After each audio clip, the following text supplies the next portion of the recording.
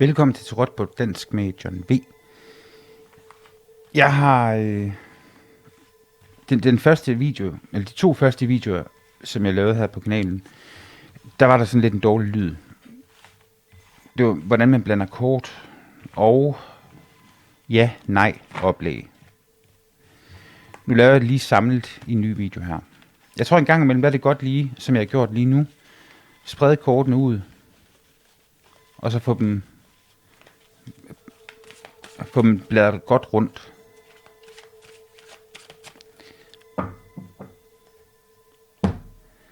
En gang imellem. Lad være med at tage kortene sådan her og blande dem som, ligesom når man skal til at spille poker. Helst ikke bøje kortene og riste dem for meget, synes jeg ikke. Jeg laver et ja-nej oplæg. Og jeg viser lige, hvordan man blander kortene, hvordan jeg blander kortene. Altså jeg blander sådan her, indtil jeg synes, at nu er det nok, og så har jeg et ritual med at gøre sådan her 3 gange.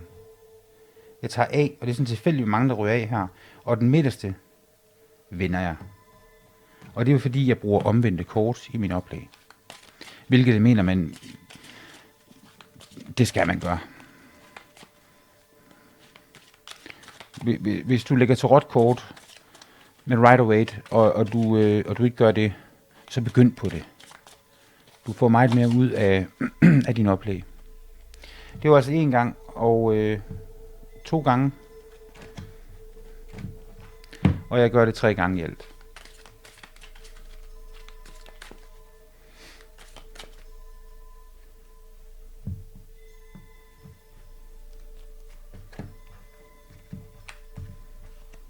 Sådan. Og så, når jeg føler, at jeg er færdig med at blande, så lægger jeg kortene, og jeg trækker med venstre hånd, og det er fordi, at det krydser. Venstre hånd, det er højre hjernehalvdel. Det er den abstrakte, den ubevidste. Omvendt. Højre hånd, det er venstre hjernehalvdel. Det er sådan den matematiske, og den logiske, og den rationelle. Og jeg synes, man skal trække ud fra det ubevidste. Jeg trækker 3 kort for et ja eller et nej. Nu har jeg ikke spurgt om noget. Så vi prøver bare lige her. Sådan. Så en anden ting, det er, når jeg vender kortet, så er der forskel på at vende kortet sådan her, eller sådan her.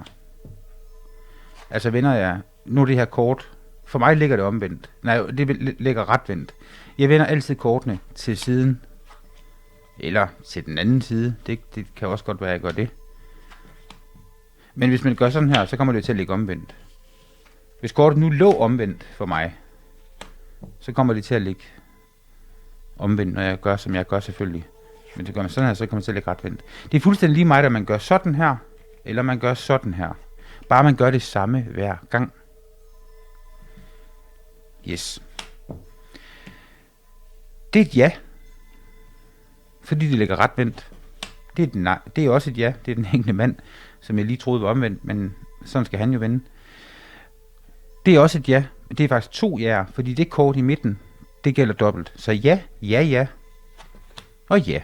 Så her har vi simpelthen 3 ja'er og en analyse af det, man har spurgt om. Lad os prøve igen. Vi fører lige dem her ind. Fordi det ikke er et rigtigt oplæg, det her. Så vil jeg selvfølgelig aldrig gøre det, jeg gør lige nu her. Sådan. Lad os prøve igen. Ja. Nu tog jeg lige det samme kort. Ja, ja. Og nej. Så det i midten gælder altså dobbelt. Retvendt ja. Omvendt nej.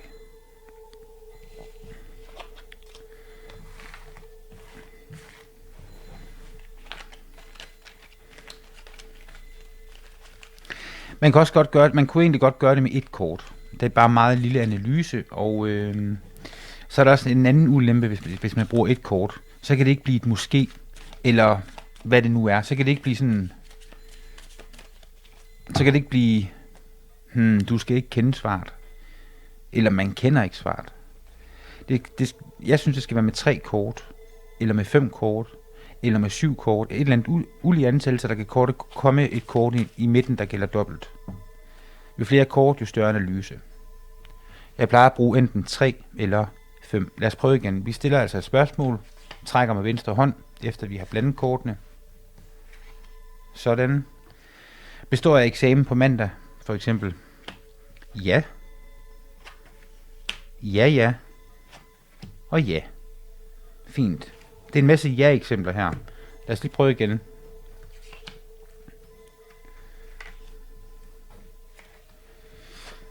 Ja.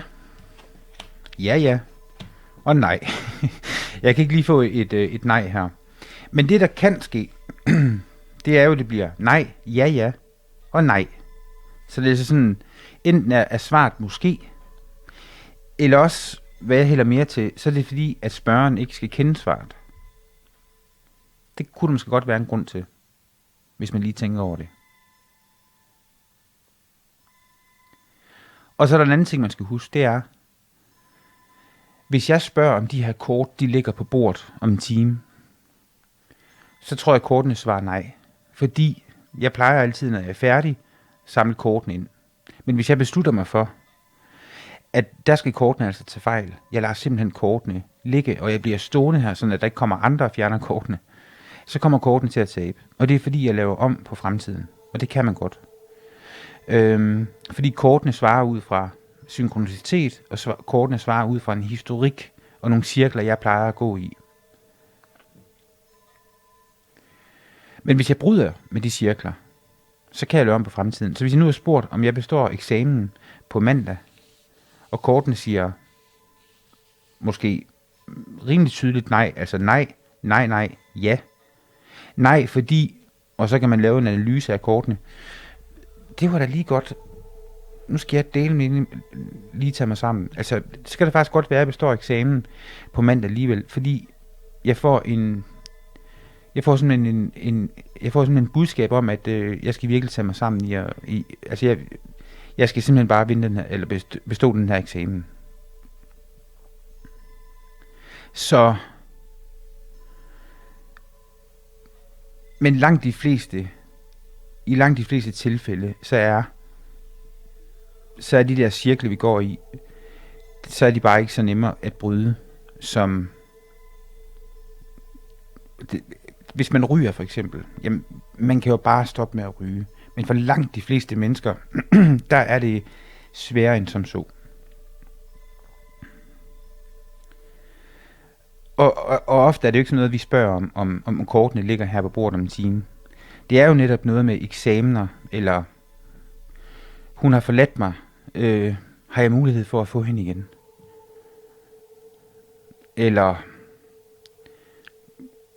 ja, komme selv på idéer til ting, man kunne spørge om. Prøv at lege med kortene på samme måde.